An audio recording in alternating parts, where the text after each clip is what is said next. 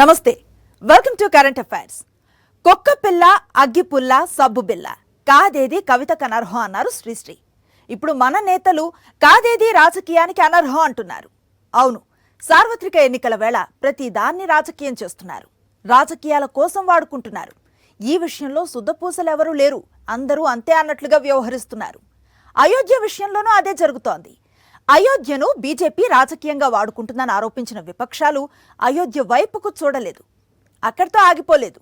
దేశంలో ఇతర దేవాలయాలను సందర్శిస్తూ కొత్త రాజకీయాలకు తెరలేపారు. అస్సాంలో రాహుల్ గాంధీ ఓ ఆలయం ముందు ఆందోళనకు దిగటం, మోదీ ప్రసంగంలో సీతాదేవి ప్రస్తావన లేదంటూ మమతా బెనర్జీ విమర్శలు చేయటం చూస్తూ ఉంటే రాజకీయం అంతా హిందుత్వం చుట్టూనే తిరుగుతున్నట్లుగా అనిపిస్తోంది. ఇంతకీ బీజేపీ హిందుత్వ ఎజెండా విపక్షాన్ని కన్ఫ్యూజన్లో పడేసిందా? ఇండియా కూటమి అందుకే రాజీ పడుతోందా? అయోధ్యకొచ్చేది లేదంటూనే మిగతా దేవాలయాల చుట్టూ విపక్షాల ప్రదక్షిణలు దేనికి? ఇటు దశాబ్దాల కళ నెరవేరింది, అటు అసలు సిసలు రాజకీయం మొదలైంది. ఇటు అయోధ్యలో బాలరాముడు కొలువుదీరాడు, అటు రాజకీయ కాక మరింత ముదిరింది.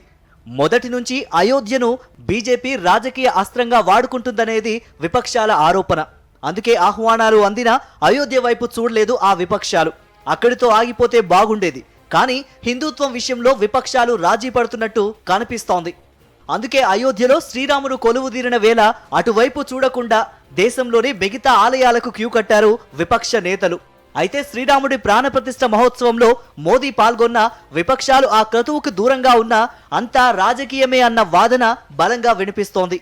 ఇక్కడ ఆసక్తికరమైన విషయం ఏంటి అంటే అయోధ్యలో బాలరాముడి ప్రాణప్రతిష్ఠతో ఎక్కడ బీజేపీ మైలేజీ పెరిగిపోతుందేమోనన్న భయం ఇండియా కూటమి పార్టీలో కనిపిస్తోంది. అలాగని మోదీ ఆధ్వర్యంలో జరుగుతున్న కార్యక్రమానికి వెళ్లలేరు. అందుకే ఆహ్వానం అందినా రామని చెప్పేశారు. మతపరమైన కార్యక్రమాన్ని బీజేపీ రాజకీయం చేస్తోందని ఆరోపించారు. రాహుల్ గాంధీ మరో అడుగు ముందుకేసి ఈ కార్యక్రమం మోదీ ఫంక్షన్ గా అభివర్ణించారు.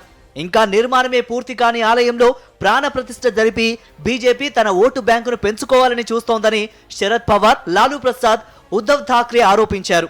అయితే ఇదే సమయంలో అయోధ్యలో ప్రాణప్రతిష్ఠ కార్యక్రమాన్ని పూర్తిగా నిర్లక్ష్యం చేసినట్టు కనిపించకుండా ఉండేందుకు మిగతా దేవాలయాలు సందర్శించారు. ఇక్కడ మ్యాజిక్ లాజిక్ ఏంటంటే అయోధ్యకు పోలేదని యాంటీ హిందుత్వ ముద్ర పడకూడదు. అందుకే మిగతా ఆలయాల సందర్శన, అలాగని అయోధ్య క్రెడిట్ పూర్తిగా బీజేపీ ఖాతాల్లోకి వెళ్లకూడదు. అందుకే ఈ విమర్శలు అన్నట్టుగా సీన్ కనిపిస్తోంది. రాహుల్ రెండో విడత జోడో యాత్రలో సరికొత్త రాజకీయం కనిపించింది.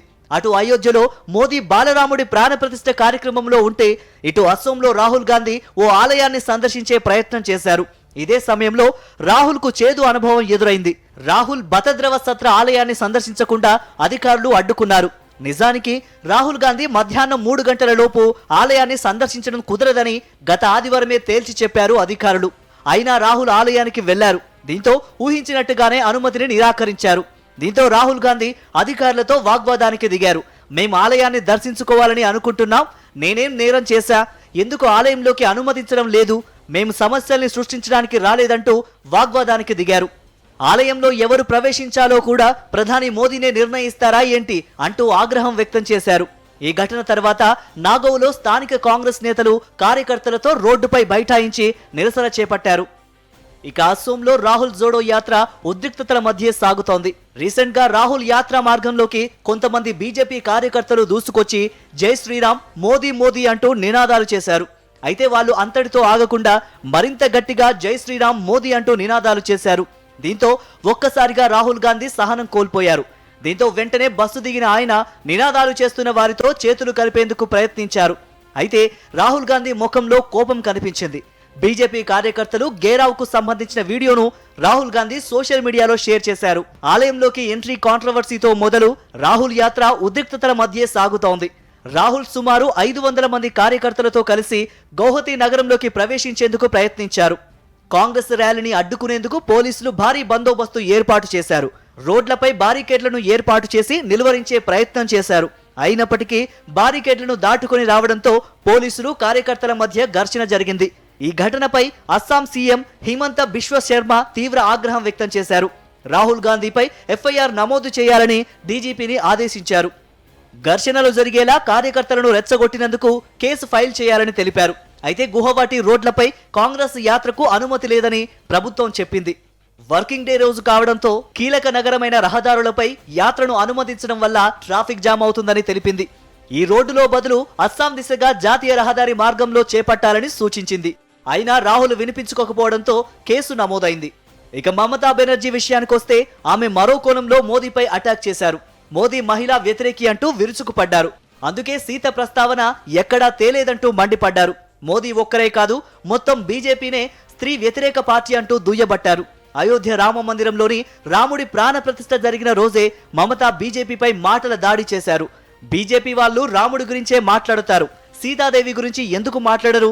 వనవాసం సమయంలో కూడా సీతాదేవి రాముడి వెంటే ఉంది. కానీ బీజేపీ వాళ్ళు సీతాదేవి గురించి ఏమాత్రమూ ప్రస్తావించరు, ఎందుకని అంటూ మమత మాటలతో దాడి చేశారు. తాను దుర్గామాతను పూజిస్తాను అన్న విషయాన్ని కూడా గుర్తు చేశారు. ఇదంతా హిందూ ఓటు బ్యాంకు కోసమేనని ప్రత్యేకంగా చెప్పాల్సిన పని లేదు. నిజానికి అయోధ్య రామ మందిరంలో బాలరాముని ప్రాణ ప్రతిష్ఠతో బీజేపీ గొప్ప మైల్ స్టోన్ అందుకుంది.